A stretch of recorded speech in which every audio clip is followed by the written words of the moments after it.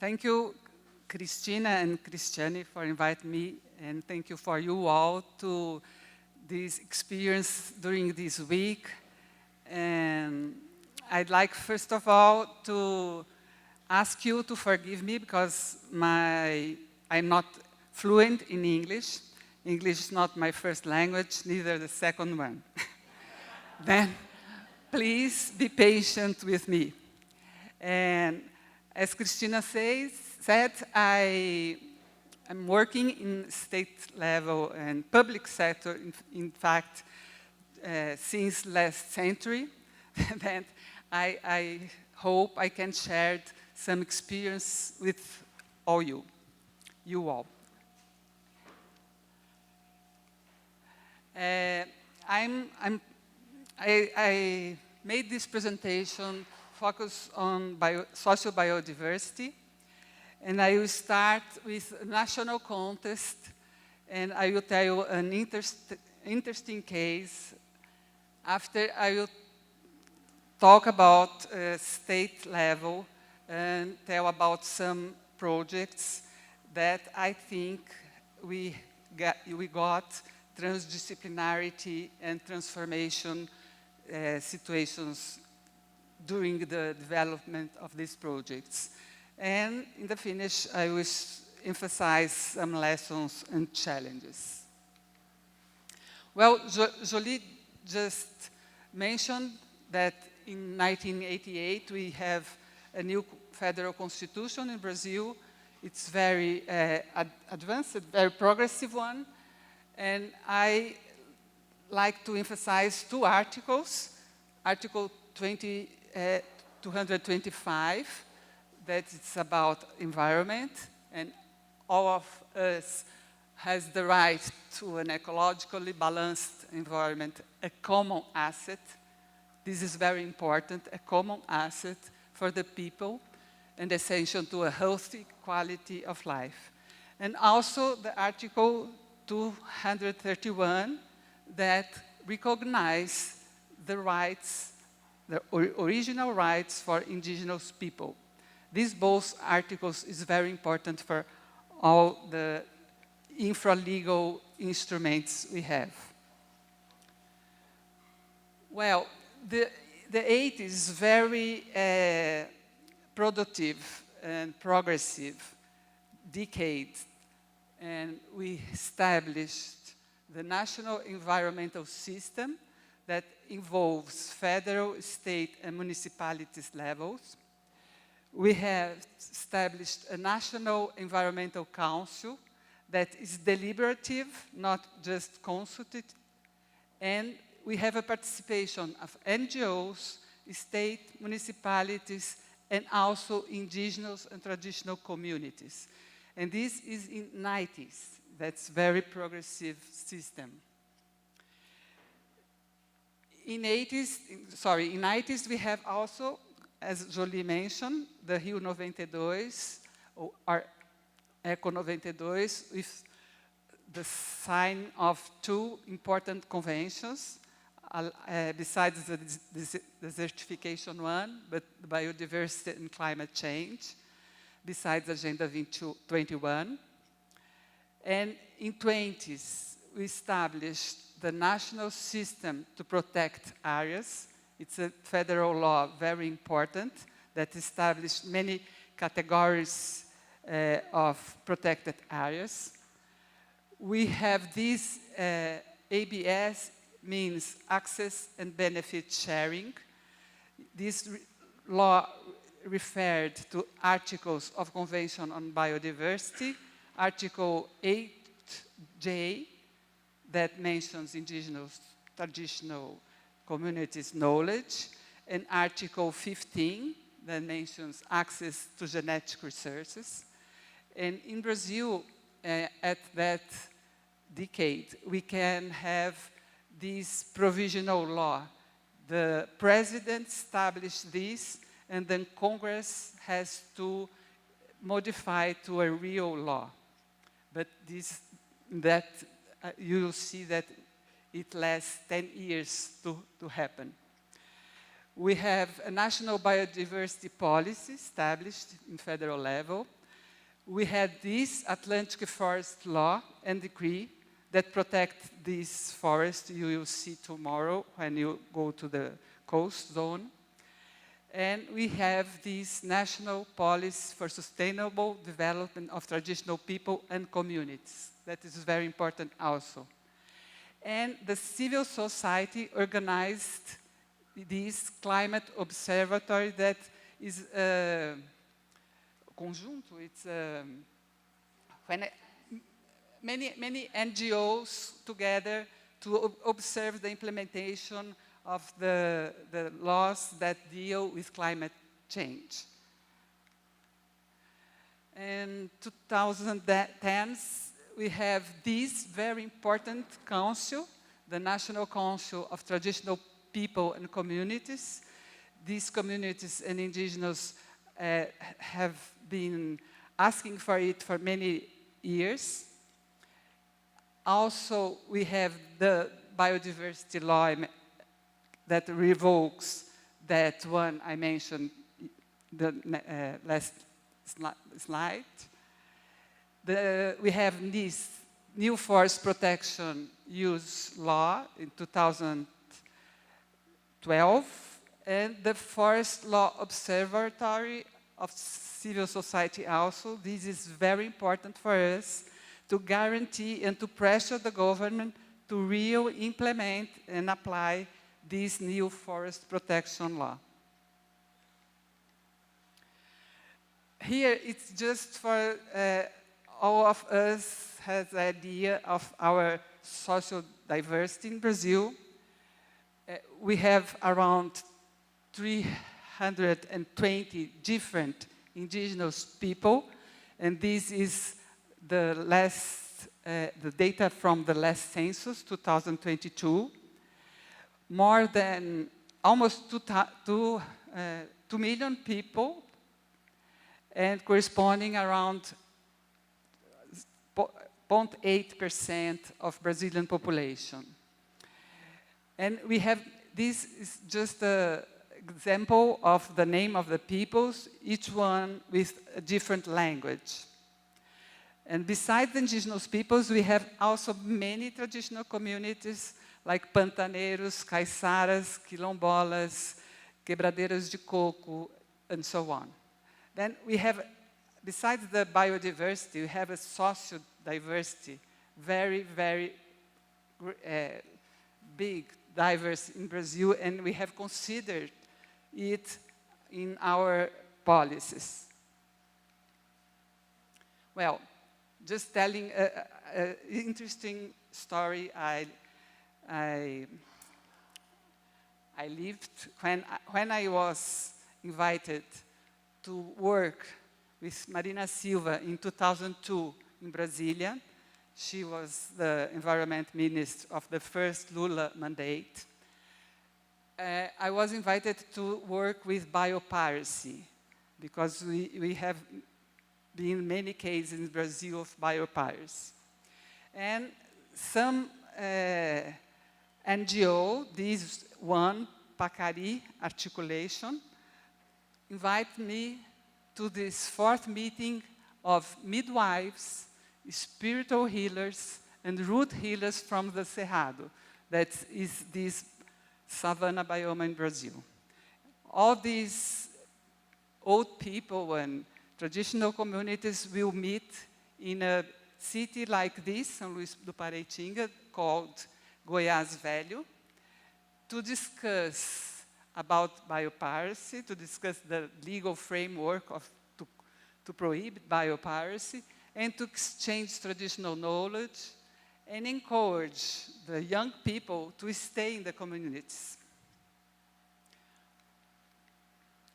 And then I thought how I will present a legal instrument with 31 articles and many difficult concepts as genetic patrimony to an audience made up of traditional communities, most of them which are women, over 60 years old, and for many it was the first time they had ever left home.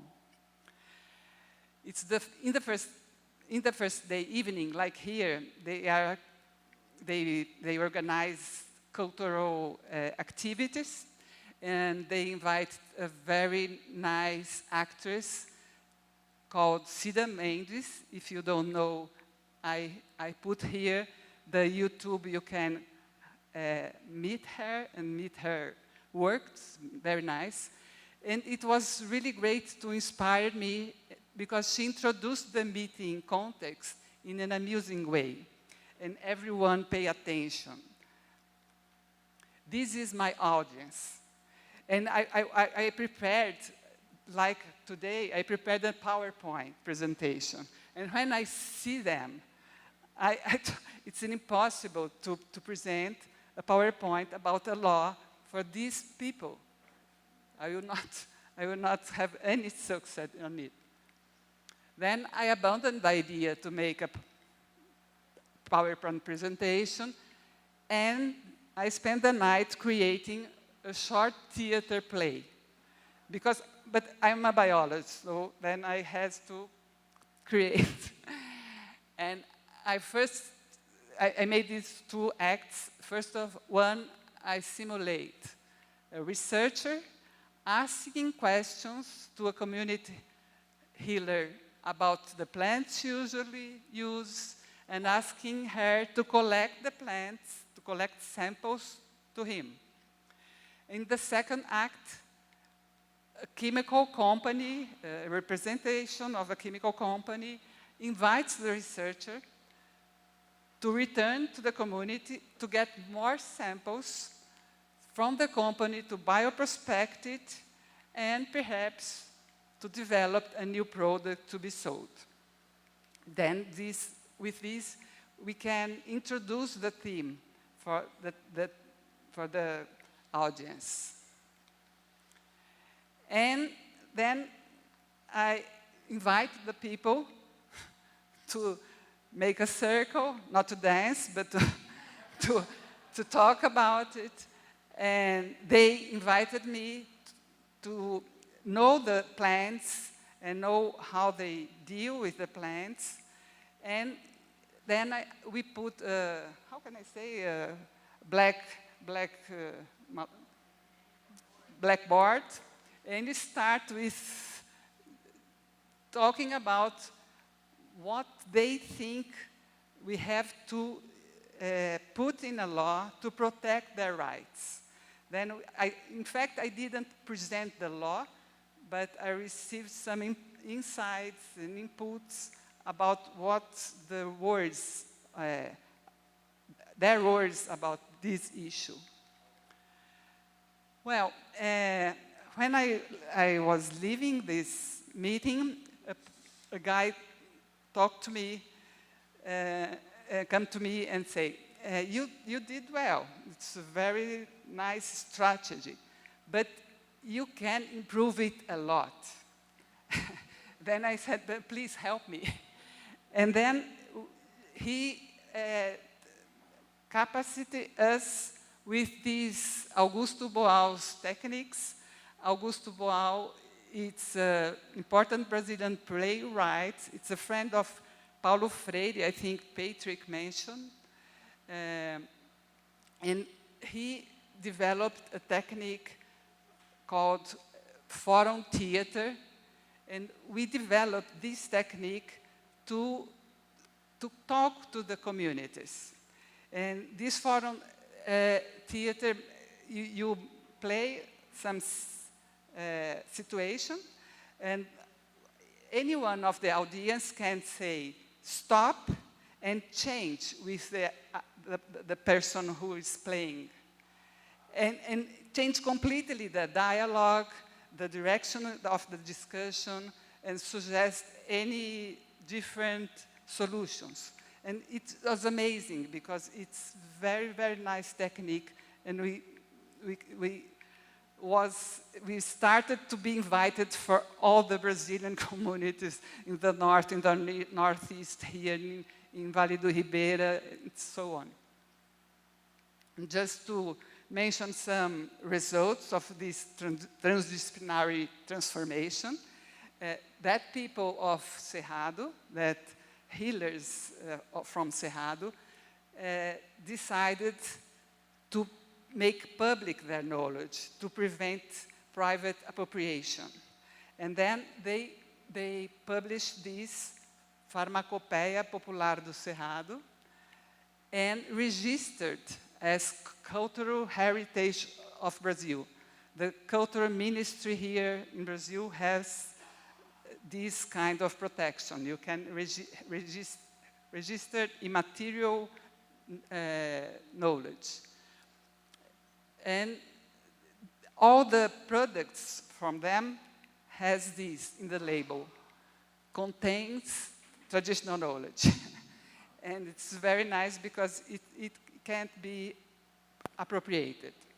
For the other hand, these communities that we called here in Brazil Herveteiras do Ver-o-Peso, herbalists from this market, very traditional market in the Pará, North region, they decided different. They decided to make contracts with the cosmetic industry, but the negotiation of this contract was using that forum theater.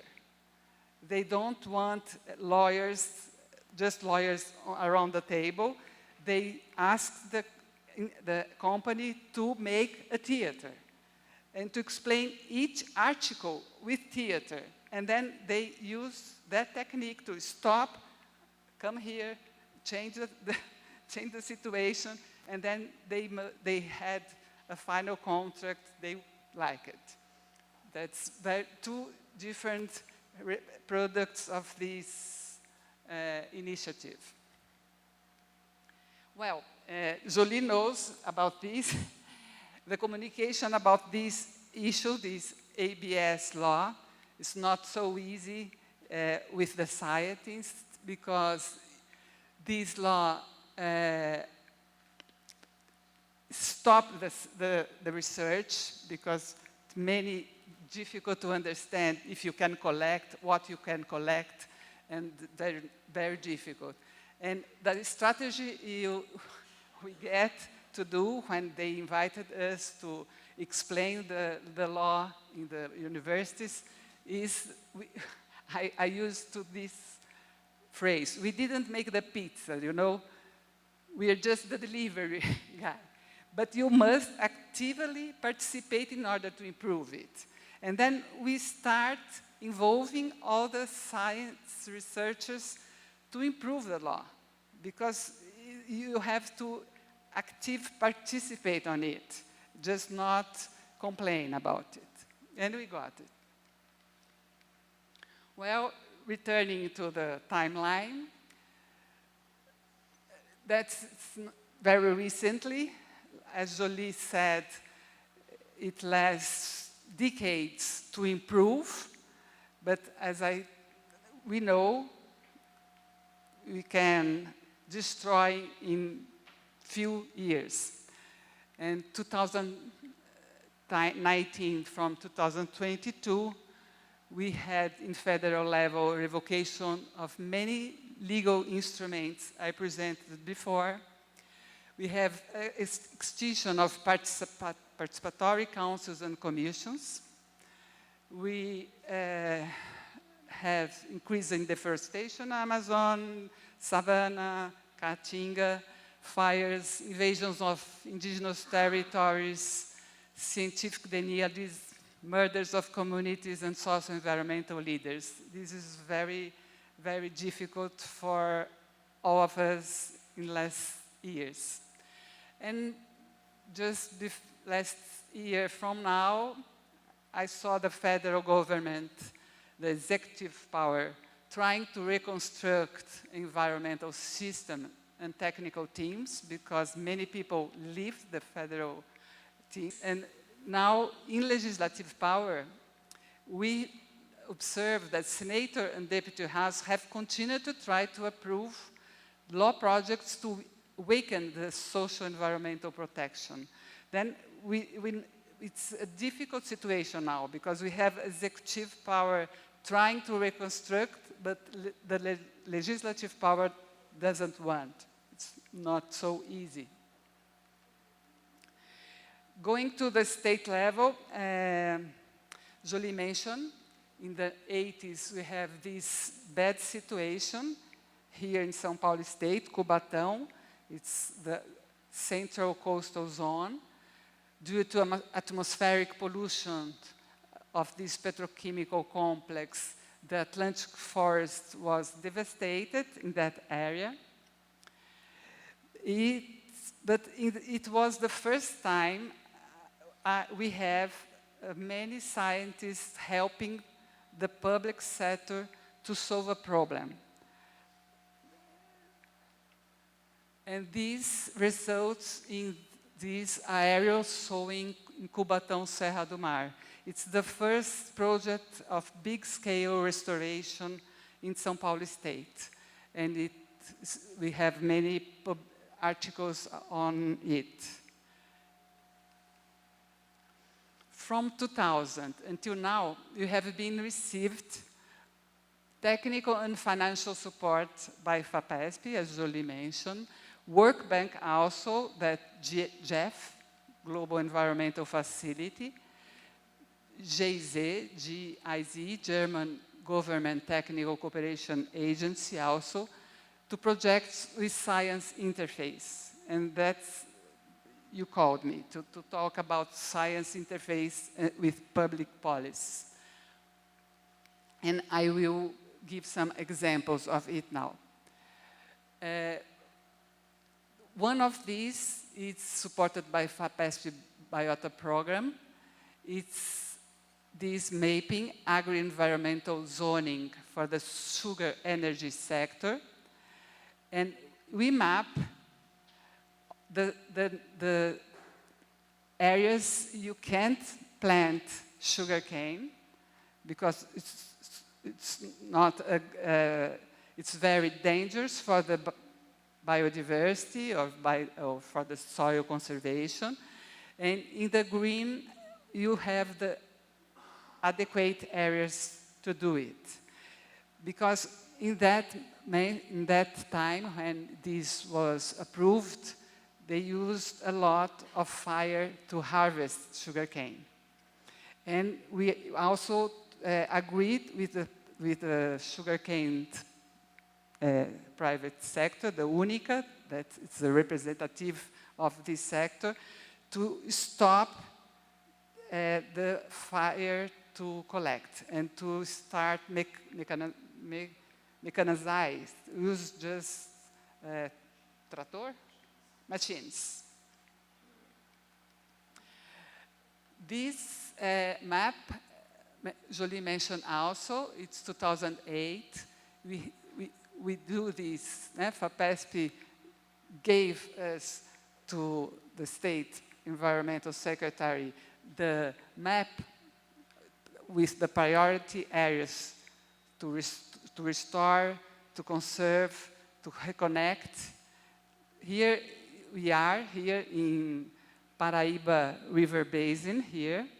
It's one of these areas. That's why we have the project you talk about this afternoon, Conexão Mata Atlântica, and other areas here. And in 2017, after in 2014-15, we had a very strong, very difficult dry seasons. And we improved this map to this. This is the most important areas to restore. And we use this with the watersheds more important to public abastecimento, to public supply. Thank you. And here it's important to say also we have some change in the institutional structure of the environmental secretary. In 2019, the Secretary of Environment was merged with Secretary of Infrastructure, and then it includes water resource, energy, and sanitation. And just regarding biodiversity conservation, all this was shared with Agriculture Secretary, and only protect areas remains in Environmental Secretary. This means that enforcement of the forest law was not more with our secretary, but with the Agriculture Secretary.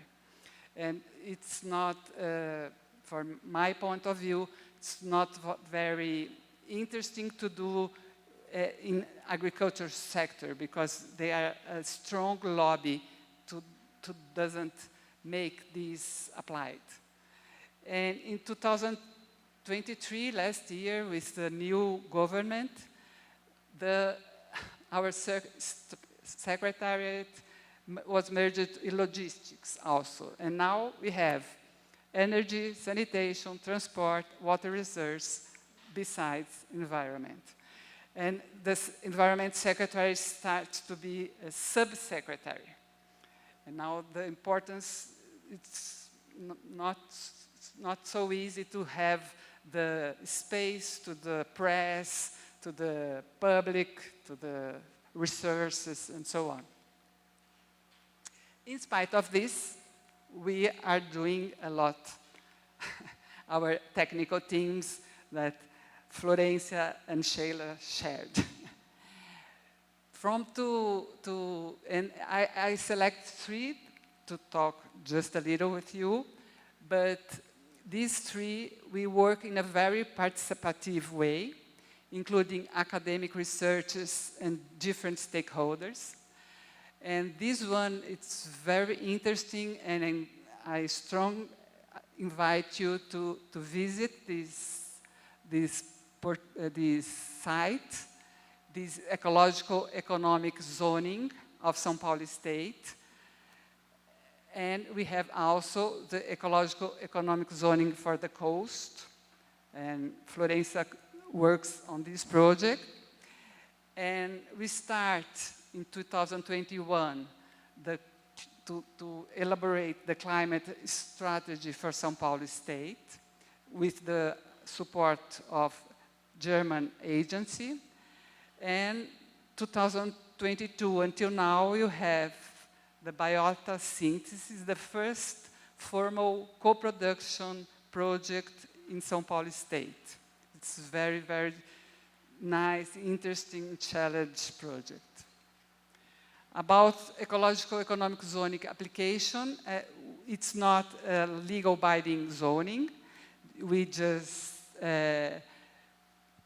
map the potentialities and vulnerabilities, consider environmental and also socio-economic situations on the territory.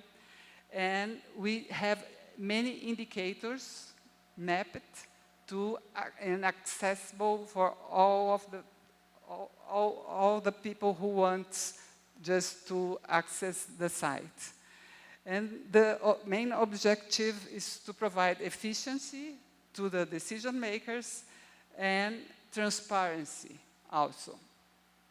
We work with these 5 strategic directives in our what do you want for São Paulo State? We want a resilient to climate change. We want this state is water security, safeguarding its biodiversity, sustainable and economically competitive, and capable of reducing regional inequalities. And this is just some examples. We work with regional workshops with the watershed committees, similar to Micaela mentioned in that project, and many dialogues with NGOs, universities, private sector, and municipalities. And we do this in the beginning of the project in 2018, and we repeat this in 2022 when we have the products, and to approve and improve the products with the help of all of them. And here is just some examples of the maps. This is the situation map. We call it synthesis map from this climate change resilience. And when these orange regions is the less resilient ones, and the green is the most resilient. Water security also, this is São Paulo metropolis, it's not close to water security, and reduction inequalities.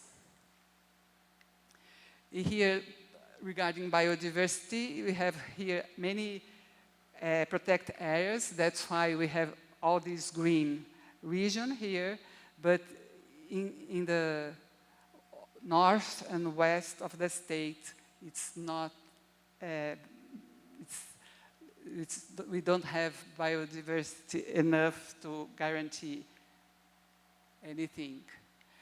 And this ecological economic zoning permits you to see each indicator mapped also.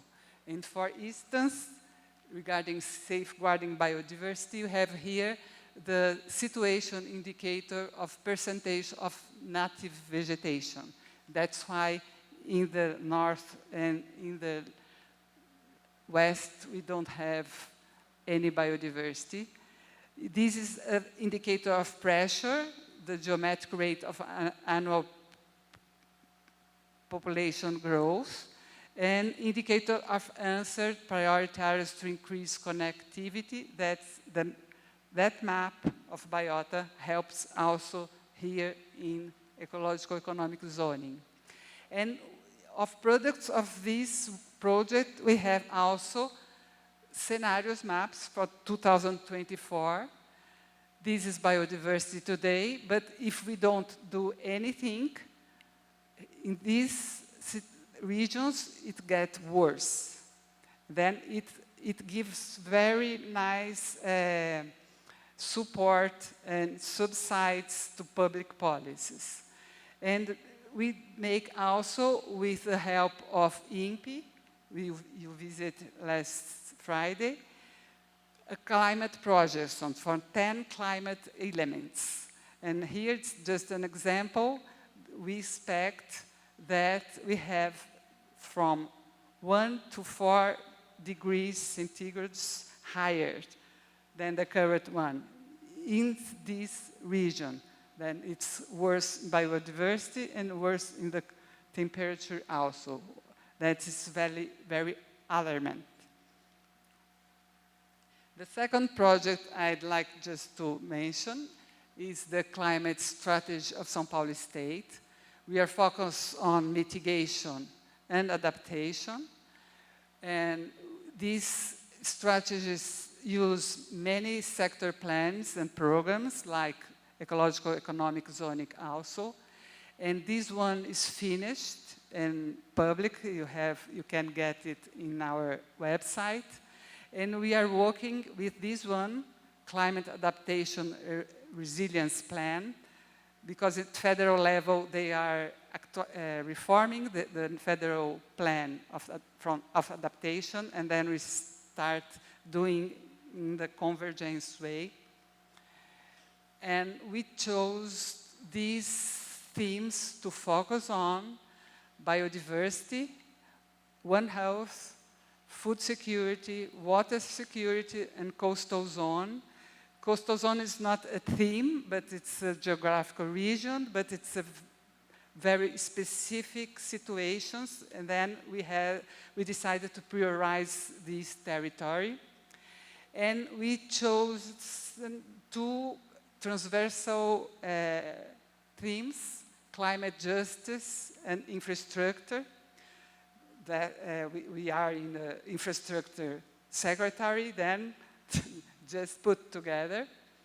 And we are being subsidized by very programs that exist, like natural disaster prevention programs, state water resource plan, and the ecological economic zoning, and low carbon agriculture plan.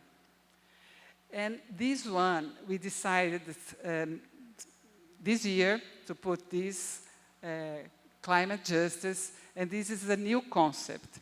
And for discuss it, we planned the last 15 days ago to make a seminar to discuss it. And with the help of Renata, that's here, thank you, Renata, for this. We have a very nice facilitation, how can I say, Renata? Design facilitation? Thank you. And she summarized the most important talks during the seminar. And this is very important in our history of public sector, because it was the first time in our secretary we had a panel with just Black women,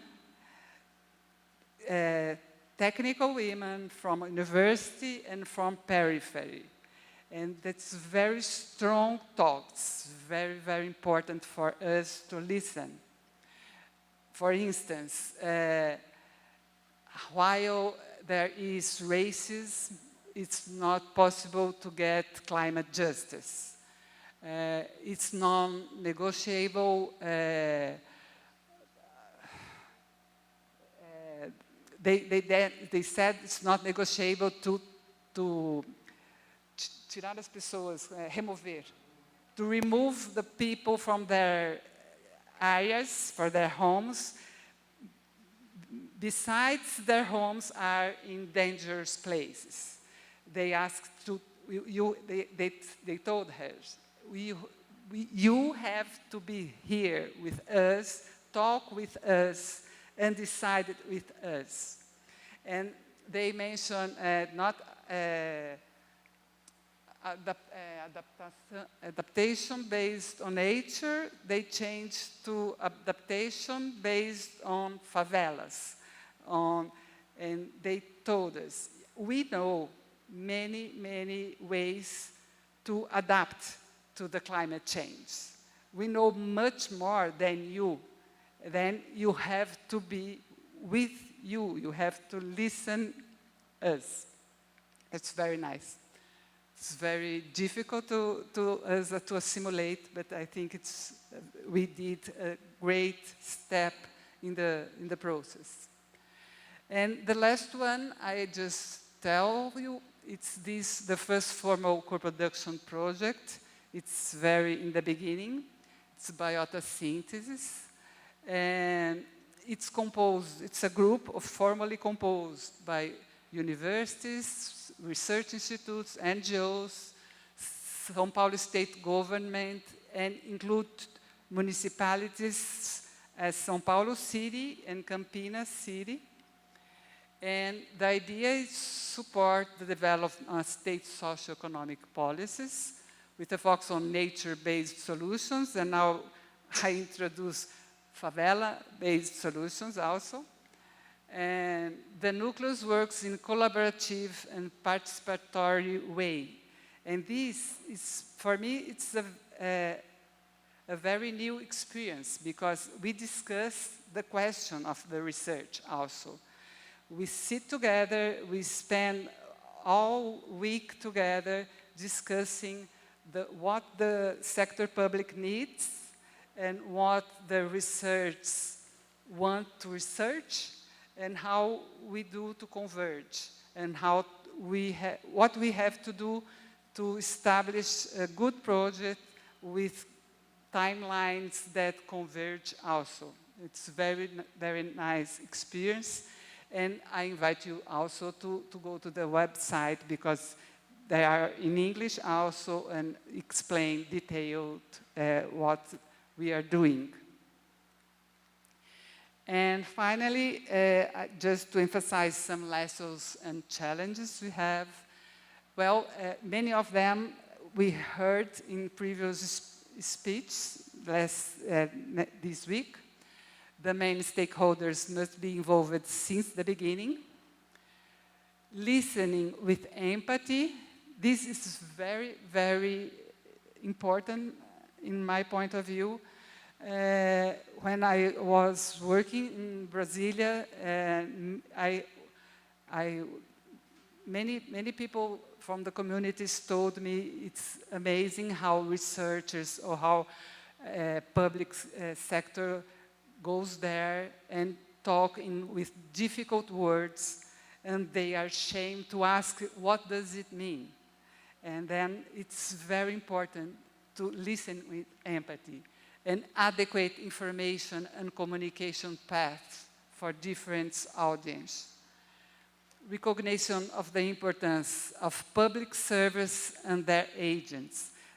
This I want to mention, it's very important for us, because we that work at the technical team of the government usually was confused by the people that make the decisions. We don't make the decisions. Who make the decisions is very above us. But we remain. The government change, but the technical team remains. And that is important to recognize the importance of the team and give value of them and help them to continue, because our salary is very, very low. And the people works and continues working because they really believe we can transform the society. And then the society have to recognize it. And with the last governments, we have a tendency to say and to give this bad information that the public, these public agents, are people who don't want to work, that live at work at 10, arrive at 10 and leave at 3 p.m. It's not real. We arrive at 7 or 8 and leave at 17 or 18. Then this is very important, and I never saw this emphasized. That's why I'm doing this now, and to recognize my colleagues here. And the importance of co-production for lasting public policies. This is important also, because if you have co-production, when the government change, you have other parts of society pressing for continuous. And with biota synthesis, I mentioned, happened this. Because it started in the last government, and we have the new government, and biota synthesis is continuing. It's very important. And the challenges, interaction with the private sector, promoting confidence among stakeholders is the most difficult thing. I think I don't know how to do this. I try a lot, and I fail every time. And here, I find this is the lack. Maybe we can, in other schools, think about how to come with more private sectors, because we have some subsectors in private sectors that it's easier to talk. But to promote the confidence is very difficult. To be open-minded in spite of the difficulties, I'm telling everyone now we have to be like water, that we pass whatever we can, because it's not easy times. And we have to get real commitment of all involved, state level also. Then I telling my secretariat, you want to be real involved, because if you don't want, we don't have to start anything, because then you lack confidence of all the sectors. And we have to guarantee inclusive and democratic process.